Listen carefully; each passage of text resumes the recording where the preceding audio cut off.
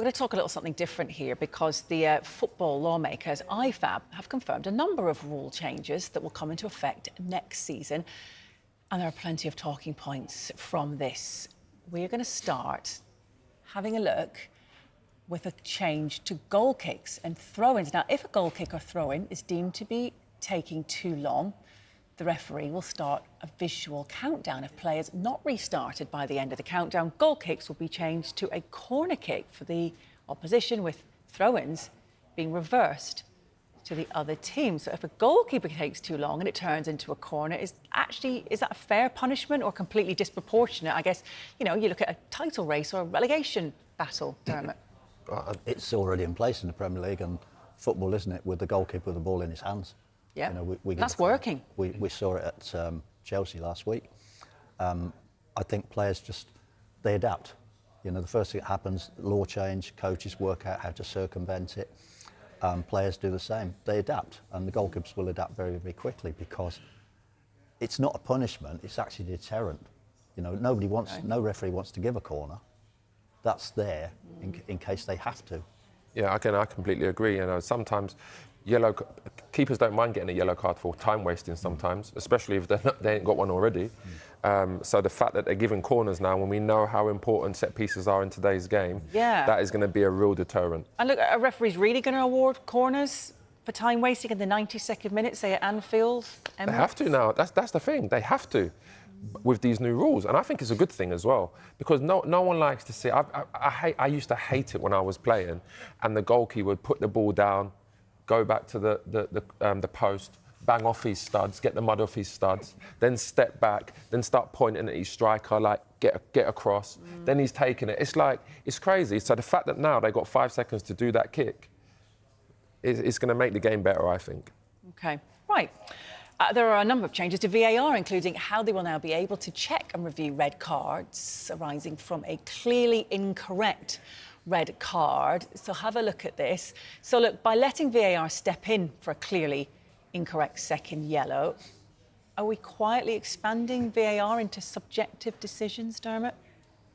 It's what people want, isn't it? People have been asking for this for a long time. I would say that there isn't many incorrect second yellow cards. I think there's probably more second yellow cards not given because referees tend to, once players on the yellow card, try and manage the situation and avoid it. So if a player gets a second yellow card like Neto did yesterday, very, very rare, would you be saying to me, well, go and review that, I don't think it's right. Yeah, again, I completely agree, but there are times when it's not been the right decision and it is it has been a second yellow and the players got sent off. So I think what you're saying is absolutely right, but they still need to be 100% sure.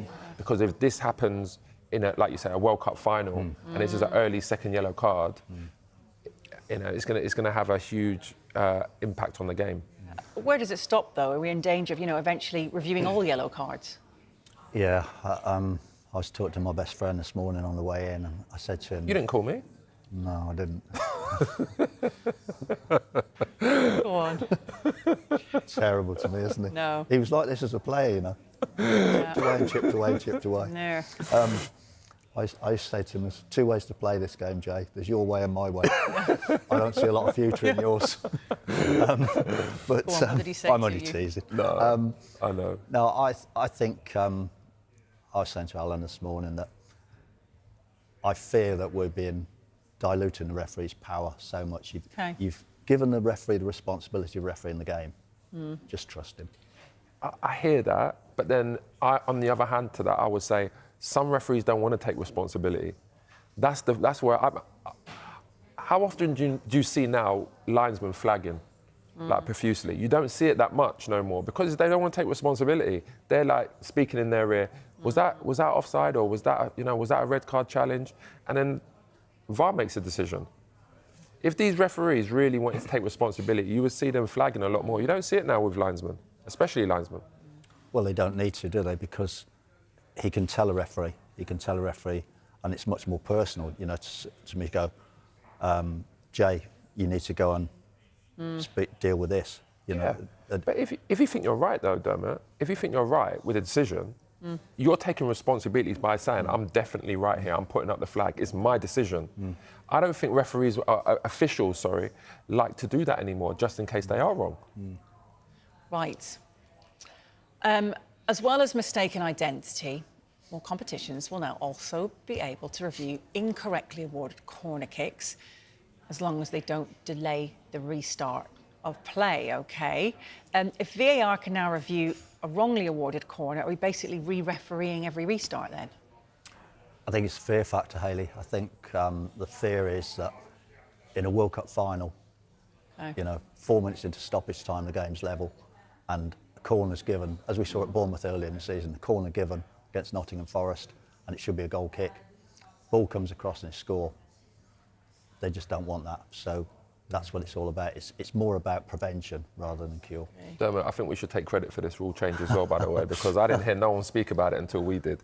And this definitely should be, this is the good, out of all of the rule changes we've seen, I think this is the best one, because the way the game is going now, corners are so important. I mean, listen, Arsenal-Chelsea, 3 goals, 3 set pieces.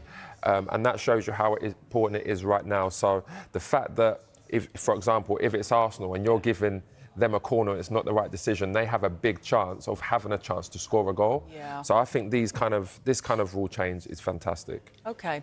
Now, look, a big talking point when it comes to injuries, moving on to this one. If a player has to be assessed on the pitch, or if the injury stops play, the player involved must leave the pitch and will be unable to return until 1 minute has passed after play has restarted. So forcing an injured player off for a full minute, does that stop gamesmanship or punish genuine injuries? How do we feel about this being implemented? Well, you have to have a balance, don't you? We've seen already this season, many people have said, oh, does he need to go down? Is he going down to allow a tactical break? Is he going down for this? You spoke about this much more than I have this season, haven't you? No, exactly. I mean, I see one in a championship game where a goalkeeper went down holding his left hamstring. The physio ran on and treated his right leg. So it just shows you. But I think this rule is a bit. I don't like this rule, to be honest, because goalkeepers are going to be exempt from this rule. Yep. So all it would take is someone to tell the goalkeeper to go down, and it's the same thing again. A player on the field, they're just going to get around this. This is a rule that teams will get around because the goalkeeper is exempt. You just tell your goalkeeper to go down to waste time. He goes down, the game's stopped. That's just the way it's going to be. I think this rule is a load of rubbish, to be honest. OK, that's Jay's opinion. OK, a change to the laws of the game, and law actually 5 in particular. OK, how about this?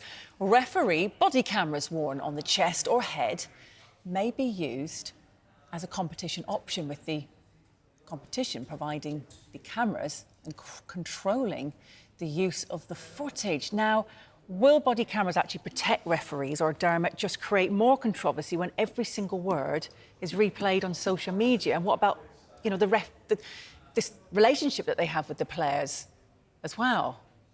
I think if this is brought in, it's got to be brought in under very strict parameters, Yes. Hayley. It's got to be controlled, and it's got, as I say, the authorities will control that footage. So this won't be done as a whim. This will be done under very, very strict criteria.